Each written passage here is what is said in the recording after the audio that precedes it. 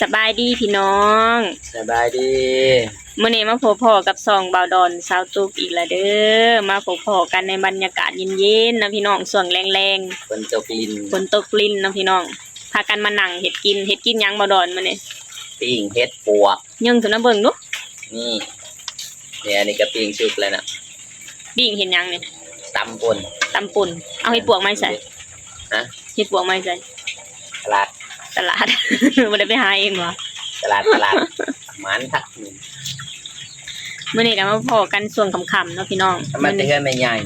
มื้อนี้สาวตุกกับบ่าวดอนจะมาเว้าถึงการไปทำงานอยู่ประเทศไทยเนาะพี่น้อง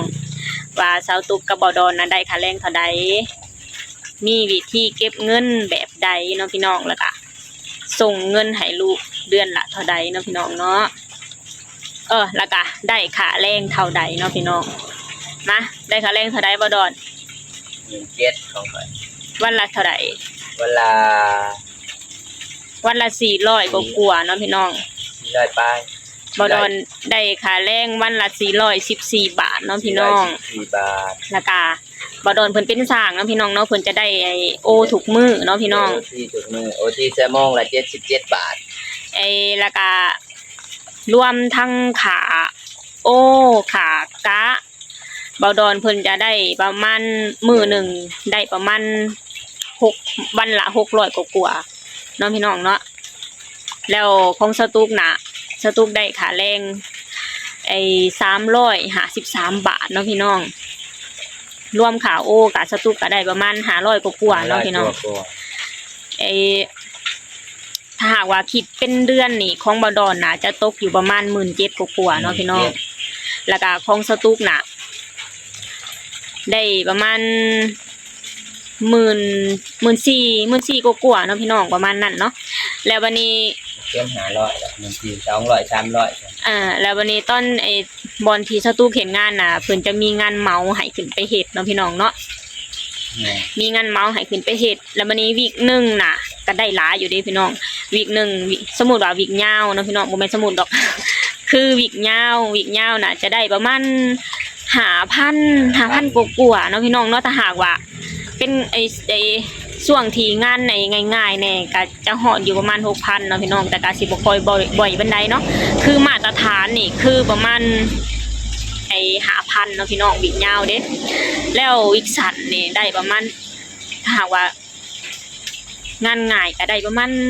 3,000 กว่าๆเนาะพี่น้องเนาะแต่ว่ามาตรฐานอันนี้ก็ประมาณ 3,000 นี่ล่ะพี่น้องวิกสั้นเนาะพี่น้องเนาะมาตรฐานเลยแหละ 3,000 น่ะเพราะว่าเงินออกวันที่ยังแน่ก็แม่ถ้าเงินออกอะ2เทื่อกับวิกสั้นกับวิกยาวเด้วันที่17กับ28 17กับวันที่ถ้าวันที่ย่อๆก็สิได้น้อยเนาะที่อันนั้นก็ได้หลายเนาะงานเมาอ่ะบัดนี้มารวมกับโปรที่รวมกับค่าแรงรวมกับอันนี้ก็ตกอยู่ประมาณเท่าใดก็แม่ถ้าหากว่ารวมทุกอย่างนะประมาณ30,000ประมาณ32,000 กว่าๆเนาะพี่น้องเนาะแล้ววันนี้การที่แล้วการส่งเงินกลับบ้านเนาะพี่น้องการส่งเงินกลับบ้านนี่สาวตุกกับบ่ดอนส่งเงินเดือนละ5,500เนาะพี่น้องเนาะให้พ่อใหญ่เสิร์ช500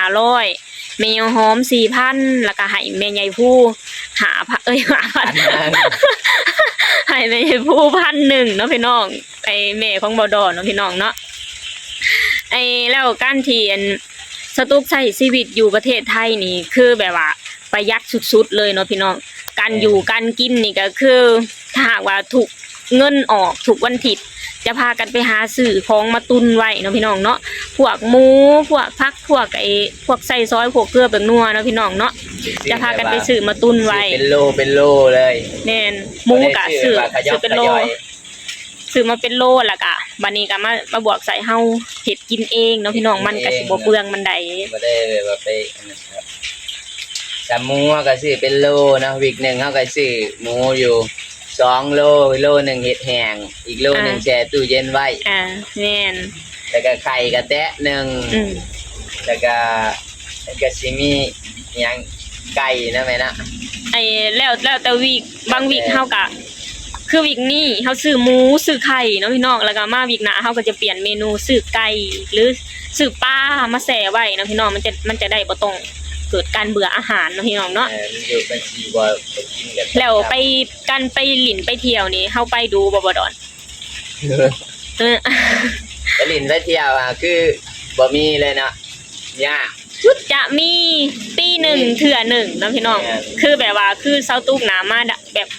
คือช่วงที่เซาตุกมาดำนานี่เซาตุกจะเอาลูกเอาหลานไปเมืองไปประเทศไทยนำเนาะพี่น้องเนาะช่วงที่ตุกลามาดำนา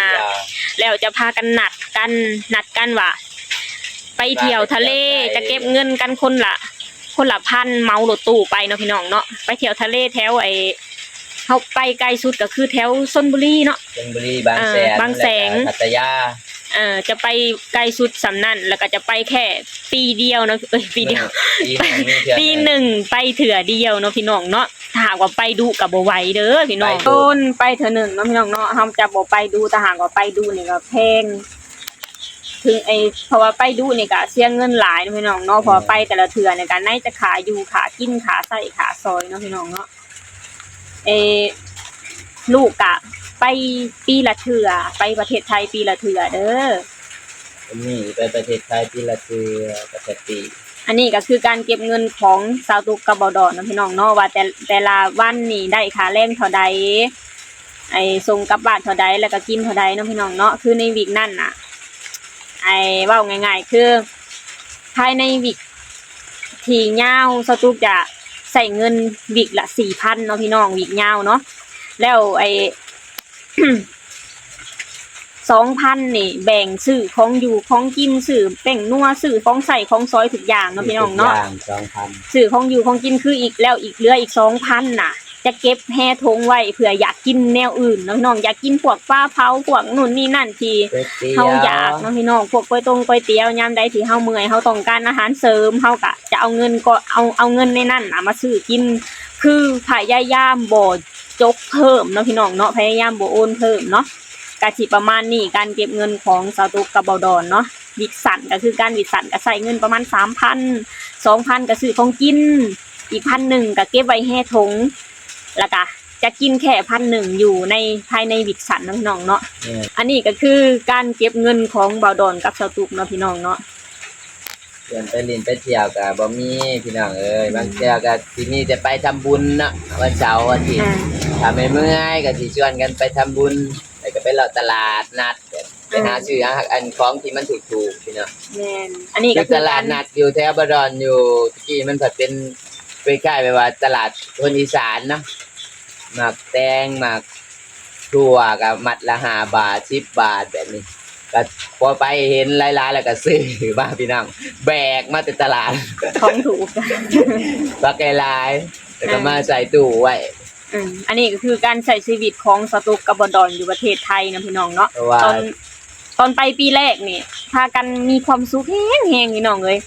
ไปทำงานอยู่ประเทศไทยนี่เพราะว่าพากันแบบว่าอยู่บ้านนี่นะได้เงินน้อยนะพี่น้องเนาะแล้วพอมาไทยนี่เฮาได้เงินหลายวิกนึงนี่ได้วิกนึงนี่ได้เงินเป็นก้อนเลยนะพี่น้องพากันเว้ากันว่าเฮาบ่น่าอยู่บ้านเลยเสีย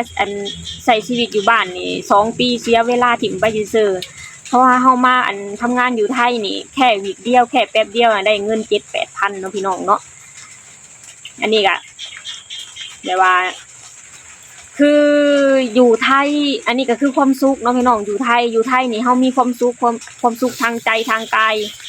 ทางใจเฮาได้เงินใช้ทางกายเฮาก็เฮาเมื่อยอยู่เนาะพี่น้องแต่ว่าเฮาก็ได้เงินเฮาก็มีความสุขเนาะพี่น้องเนาะมีเงินเก็บเมื่อยถึงสิเมื่อยแต่เฮาก็มีเงินเก็บจองมาก็มีความสุขอีกอย่างนึงก็คือได้ส่งเงินให้พ่อให้แม่อีกอย่างนึงครอบครัวก็สิบ่ขาดอย่างนี้เนาะบ่ขาดแคลนเนาะเพราะว่า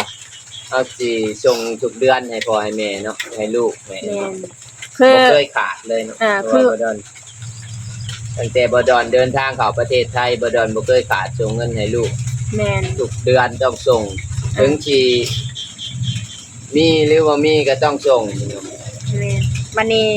ตอนที่เฮาอยู่ไทยนี่เฮามีความสุขเพราะเฮากับอยู่ไทยเฮามีความสุขอย่างนึงอยู่ลาวเฮากับอยู่ไทยเฮามีความสุขทางใจ ตรงที่ว่าเฮามีเงินใช้เงินซอยมีเงินส่งมาให้พ่อให้แม่ คือทุกมื้อนี้เฮามาอยู่ลาวเฮาก็มีความสุขเนาะพี่น้องเนาะเฮามีความสุขทางใจทางกายไอ้บอกง่ายๆคืออยู่ไทยอยู่ประเทศลาวเนี่ยให้ชีวิตเนาะพี่น้องแต่อยู่ประเทศไทยอ่ะเพิ่นให้อนาคตกับครอบครัวของสตูหลายพี่น้องถ้าหากว่าบ่มีประเทศไทยนี่ก็คือสิบ่มีทุกมื้อนี้เนาะพี่น้องเนาะคือว่าง่ายๆสตูน่ะหักประเทศไทยหักทั้งไทยหักทั้งลาวสำคัญเนาะพี่น้องเนาะบ่มีไผที่บ่หักประเทศของเจ้าของเนาะพี่น้องเนาะประเทศไทยสตูก็หักประเทศลาวสตูก็หักเนาะพี่น้องบ่ดอนสุดท้ายสุดมีหยังสิเว้าบ่ท้ายสุดก็พี่น้องประเทศไทยคือเก่าพี่น้องเอ้ยมีโอกาสก็อยากไปเที่ยวหาเด้อก็ก็คิดในใจว่าสิเก็บเงินจักอีกปีหนึงเนาะเพื่อที่พาครอบครัวไปเที่ยวประเทศไทยเนาะแม่นไปเที่ยวลิ้นประเทศไทยเนาะบ่ได้ไปทำงานเด้อเพราะว่าบ่ได้สิไปเที่ยวซื่อๆเนาะไปเที่ยวซื่อแต่ว่าต้องเบิ่งเงินก่อนเนาะเพราะว่าบ่ได้ก็สิเก็บเงินก่อนเนาะ